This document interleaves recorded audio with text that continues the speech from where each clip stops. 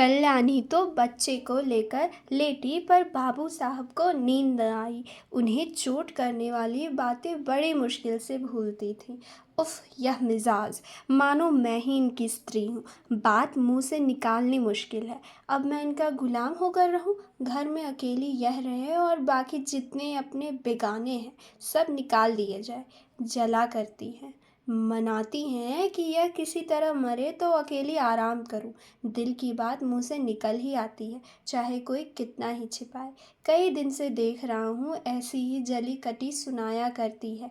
मैके का घमंड होगा, लेकिन वहाँ कोई भी न पूछेगा। अभी सब आओ भगत करते हैं। जब जाकर सिर पड़ जाएंगी तो आटे दाल का भाव मालूम हो जाएगा। रोती हुई आएंगी। वाह रे घमंड, सोचती है मैं ही गृहस्थी चलाती हूँ। अभी 4 दिन को कहीं चला जाऊँ तो मालूम हो जाएगा, सारी सेखी किरकिरी हो जाएगी। एक बार इनका घमंड तोड़ ही दूँ, जरा वैधव्य का मजा भी चखा दूँ। न जाने इनकी हिम्मत कैसे पड़ती है कि मुझे यूँ कोसने लगती है। मालूम होता है प्रेम इन्हें छू नहीं गया था। समझती हैं यह घर से इतना चिमटा हुआ है कि इसे चाहे जितना कोसू टलने का नाम न लेगा। यही बात है, पर यहाँ संसार से चिमटने वाले जीव नहीं है। जहन्नुम में जाए यह घर जहाँ ऐसे प्राणियों से पाला पड़े। घर है या नरक? आदमी बाहर से थका मांदा आता है सो उसे घर में आराम मिलता है। यहाँ आराम के बदले कोसने सुनने पड़ते हैं। मेरी मृत्यु के लिए व्रत रखे जाते हैं। यह है 25 वर्ष के दाम्पत्य जीवन का अंत। बस चल ही दूँ। जब देख लूँगा इनका सारा घमंड धूल में मिल गया और मिजाज ठंडा हो गया तो लौट आऊँगा। 4-5 दिन काफ़ी होंगे। लो, तुम भी याद करोगी किसी से पाला पड़ा था। यही सोचते हुए बाबू साहब उठे, रेशमी चादर गले में डाली, कुछ रुपये लिए, अपना कार्ड निकालकर दूसरे कुर्ते की जेब में रखा, छड़ी उठाई और चुपके से बाहर निकले। सब नौकर नींद में मस्त थे। कुत्ता आहट पाकर चौंक पड़ा और उनके साथ हो लिया। पर यह कौन जानता था कि यह सारी लीला विधि के हाथों रची जा रही है। जीवन रंगशाला का वह निर्दय सूत्रधार किसी अगम गुप्त स्थान पर बैठा हुआ अपनी जटिल क्रूर क्रीड़ा दिखा रहा है। यह कौन जानता था कि नकल असल होने जा रही है, अभिनय सत्य का रूप ग्रहण करने वाला है। निशा ने इंदु को परास्त करके अपना साम्राज्य स्थापित कर लिया था। उसकी पैशाचिक सेना ने प्रकृति पर आतंक जमा रखा था। सद्वृत्तियाँ मुँह छिपाए खड़ी थीं और कुवृत्तियाँ विजय गर्व से इठलाती फिरती थीं। वन में वन्य जंतु शिकार की खोज में विचर रहे थे और नगरों में नर पिशाच गलियों में मंडराते फिरते थे। बाबू उदय भानुलाल लपके हुए गंगा की ओर चले जा रहे थे। उन्होंने अपना कुर्ता घाट के किनारे रखकर 5 दिन के लिए मिर्जापुर चले जाने का निश्चय किया था। उनके कपड़े देखकर लोगों को डूब जाने का विश्वास हो जाएगा। कार्ड कुर्ते की जेब में था, पता लगाने में कोई दिक्कत न हो सकती थी। दम के दम में सारे शहर में खबर मशहूर हो जाएगी। 8 बजते बजते तो मेरे द्वार पर सारा शहर जमा हो जाएगा। तब देखो देवी जी क्या करती हैं। यही सोचते हुए बाबू साहब गलियों में चले जा रहे थे। सहसा उन्हें अपने पीछे किसी दूसरे आदमी की आने की आहट मिली। समझे कोई होगा। आगे बढ़े, लेकिन जिस गली में वह मुड़ते उसी तरफ यह आदमी भी मुड़ता था। तब बाबू साहब को आशंका हुई कि यह आदमी मेरा पीछा कर रहा है।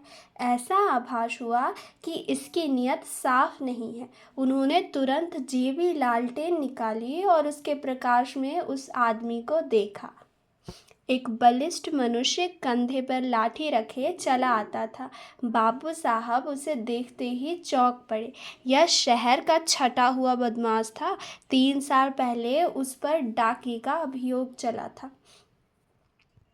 उदय भानु ने उस मुकदमे में सरकार की ओर से पैरवी की थी और इस बदमाश को 3 साल की सजा दिलाई थी। तभी से वह इनके खून का प्यासा हो रहा था। कल ही वह छूट कर आया था। आज देवात बाबू साहब अकेले रात को दिखाई दिए तो उसने सोचा यह इनसे दांव चुकाने का अच्छा मौका है। ऐसा मौका शायद ही फिर कभी मिले। तुरंत पीछे हो लिया और वार करने की घात ही में था कि बाबू साहब ने जेबी लालटेन जलाई। बदमाश जरा ठिठक कर बोला, क्यों बाबूजी, पहचानते हो? मैं हूँ मतई। बाबू साहब ने डपट कर कहा, तुम मेरे पीछे पीछे क्यों आ रहे हो? मतई, क्यों, किसी को रास्ता चलने की मनाही है? ये गली तुम्हारे बाप की है? बाबू साहब जवानी में कुश्ती लड़े थे, अब भी हष्ट पुष्ट आदमी थे, दिल के भी कच्चे न थे। छड़ी संभाल कर बोले, अभी शायद मन नहीं भरा, अब की 7 साल को जाओगे। मतई, मैं 7 साल को जाऊंगा या 14 साल को, पर तुम्हें जीता न छोड़ूंगा। अगर तुम मेरे पैरों पर गिरकर कसम खाओ कि अब किसी को सजा न कराऊंगा तो छोड़ दो। बोलो, मंजूर है? उदय भानु, तेरे शामत तो नहीं आई?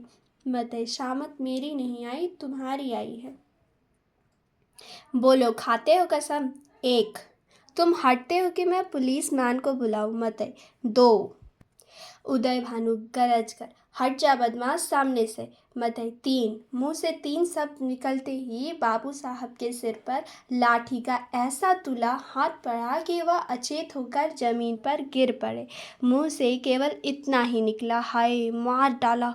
मतई ने समीप आकर देखा तो सिर फट गया था और खून की धार निकल रही थी। नाड़ी का कहीं पता न था। समझ गया कि काम तमाम हो गया। उसने कलाई से सोने की घड़ी खोल ली, कुर्ते से सोने के बटन निकाल लिए, उंगली से अंगूठी उतारी और अपनी राह चला गया, मानो कुछ हुआ ही नहीं। हाँ, इतनी दया की कि लाश रास्ते से घसीटकर किनारे डाल दी। हाय बेचारे, क्या सोच कर चले थे, क्या होगा? जीवन तुमसे ज़्यादा आसार भी दुनिया में कोई वस्तु है? क्या वह उस दीपक की भांति ही क्षण भंगुर नहीं है जो हवा के एक झोंके से बुझ जाता है? पानी के एक बुलबुले को देखते हो लेकिन उसे टूटते भी कुछ देर लगती है। जीवन में उतना सार भी नहीं। सांस का भरोसा ही क्या, और इसी नश्वरता पर हम अभिलाषाओं के कितने विशाल भवन बनाते हैं। नहीं जानते नीचे जाने वाली सांस ऊपर आएगी या नहीं, पर सोचते इतनी दूर की हैं मानो हम अमर हैं। विवाह का विलाप और अनाथों का रोना सुनकर हम पाठकों का दिल न दुखाएंगे। जिसके ऊपर पड़ती है वह रोता है, विलाप करता है, पछाड़े खाता है। यह कोई नई बात नहीं। हाँ, अगर आप चाहें तो कल्याणी की उस घोर मानसिक यातना का अनुमान कर सकते हैं जो उसे इस विचार से हो रही थी कि मैं ही अपने प्राणाधार की घातिका हूँ। वे वाक्य जो क्रोध के आवेश में उसके असंयत मुख से निकले थे, अब उसके हृदय को बाणों की भांति छेद रहे थे। अगर पति ने उसकी गोद में कराह कराह कर प्राण त्याग दिए होते तो उसे संतोष होता कि मैंने उनके प्रति अपने कर्तव्य का पालन किया। शोकाकुल हृदयों को इससे ज़्यादा सांत्वना और किसी बात से नहीं होती। उसे इस विचार से कितना संतोष होता कि मेरे स्वामी मुझसे प्रसन्न न गए। अंतिम समय तक उनके